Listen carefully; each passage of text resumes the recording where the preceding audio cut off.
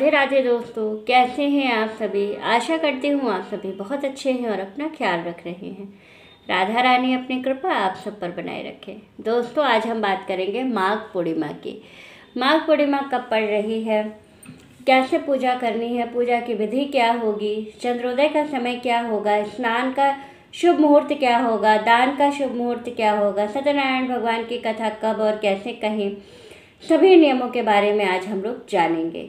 Video थोड़ी लंबी हो सकती है, लेकिन अगर आपको पूरी जानकारी चाहिए तो वीडियो को पूरा देखिएगा, तो ही आपको समझ में आएगा कि आपको कैसे किन नियमों के अनुसार पूजा करनी है।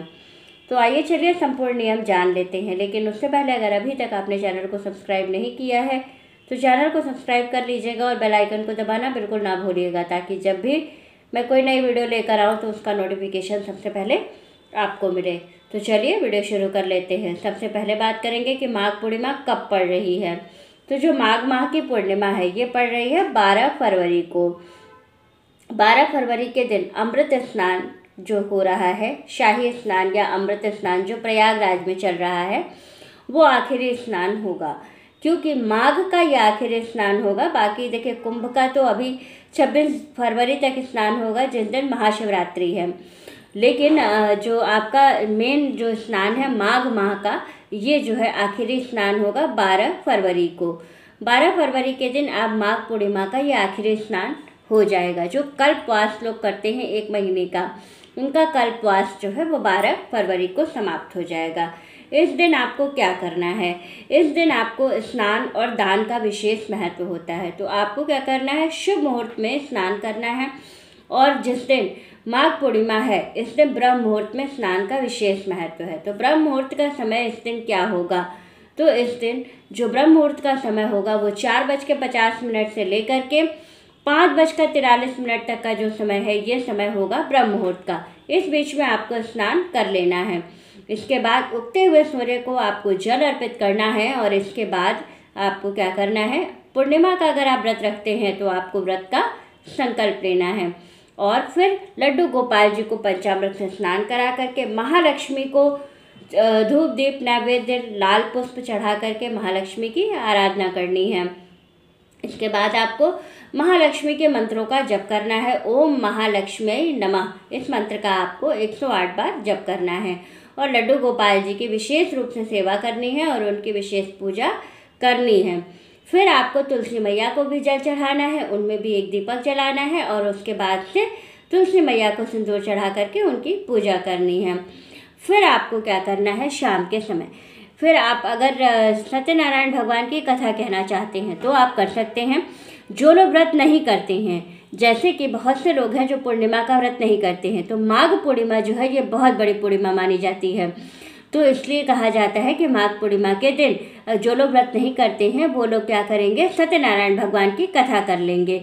तो कथा आप पंडित जी को बुला के उनसे भी करवा सकते हैं, और चाहे तो घर में पंजीरी भून करके और केला ले आइएगा, क्योंकि ये 2 चीज़ का भोग जरूर लगाया जाता है सत्यनारायण भगवान को। और आप ये दोनों चीज़ें बना करके घर के जितने भी सदस्य हैं सभी एक आसन लेकर के बैठ जाएंगे, और उसके बाद कोई एक व्यक्ति पुस्तक पढ़ देगा और बाकी सभी लोग सुन लेंगे। सुनने के बाद फिर आप क्या करेंगे, सत्यनारायण भगवान की आरती करेंगे, और आरती के बाद सभी में प्रसाद वितरित करके प्रसाद को ग्रहण कर लेंगे। तो इस तरह से आप माघ पूर्णिमा की पूजा कर सकते हैं। दिन में आप बिना प्याज लहसुन का सात्विक भोजन कीजिएगा, ताकि आप शाम को चंद्रोदय के समय चंद्रमा को अर्घ्य दे सकें। तो चंद्रमा को अर्घ्य किस चीज़ से और कैसे देंगे, तो चंद्रमा को अर्घ्य देने के लिए कच्चे दूध की ज़रूरत होती है, क्योंकि चंद्रमा को सफ़ेद चीज़ों से अर्घ्य दिया जाता है। तो आप थोड़ा सा गाय का कच्चा दूध रख लीजिएगा और उसे चंद्रमा को अर्घ्य दे दीजिएगा। इस दिन चंद्रोदय का समय क्या होगा, तो चंद्रोदय का समय होगा शाम को 7:05 पर। इसके पहले आपको क्या करना है, खीर बना लेनी है। खीर बना करके महालक्ष्मी जी को चांदी की कटोरी में भोग लगाना है, क्योंकि पूर्णिमा की तिथि है तो सारी चीज़ें सफ़ेद ही होनी चाहिए। तो खीर बना करके और उसमें थोड़ा सा केसर डाल करके भोग लगा दीजिएगा महालक्ष्मी जी को चांदी की कटोरी में। और उसके बाद से लड्डू गोपाल को भी आप जो है खीर का भोग जरूर लगाइएगा। इसके बाद से आपको क्या करना है, शाम के समय में जब प्रदोष काल का समय होगा उस समय आपको तुलसी जी में दीपक भी लगाना है। इस दिन तुलसी जी की भी विशेष रूप से आराधना की जाती है, तो तुलसी जी की पूजा करना बिल्कुल ना भूलिएगा पूर्णिमा के दिन। तो तुलसी जी की पूजा विशेष रूप से कीजिएगा। और इस तरह से आप फिर खीर बना करके खीर का भोग लगाने के बाद चंद्रमा को अर्घ्य दीजिएगा। और जो लोग व्रत रखते हैं वो चंद्रमा को अर्घ्य देने के बाद अपने व्रत का पारण कर लेंगे। तो इस तरह से आप जो माघ पूर्णिमा है इसकी पूजा कर सकते हैं। और इस तरह से चीज़ें जो है दान, इस तरह से सभी पूजा आप कर सकते हैं। और दूसरी चीज़ क्या है कि जिस दिन माघ पूर्णिमा है इस दिन क्या दान करना चाहिए।